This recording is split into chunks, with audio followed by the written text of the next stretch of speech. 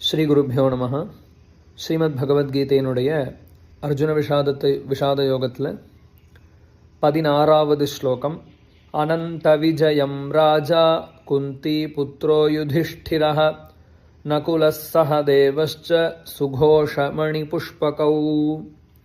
அனந்த விஜயம் அப்படின்னு சொல்லக்கூடிய தன்னுடைய சங்கை ராஜாவான குந்தி புத்திரனான யுதிஷ்டிரர் முழங்கினார் அப்படின்னு சொல்கிறார்.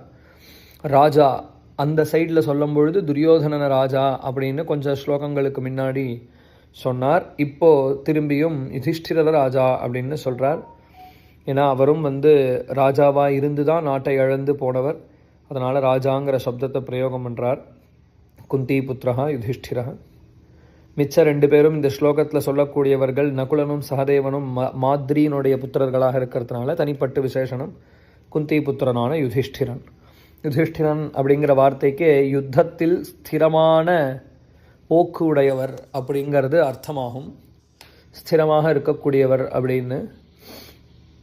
ஆனால் யுத்தத்தையே விரும்பாத ஒருவர். ஆனால் யுத்தம் அப்படிங்கிறது சம்பவித்தாலும் அதில் பின்வாங்காமல் அவர் நிற்கிறார் அப்படின்னு அர்த்தம் பண்ணிக்கலாம்.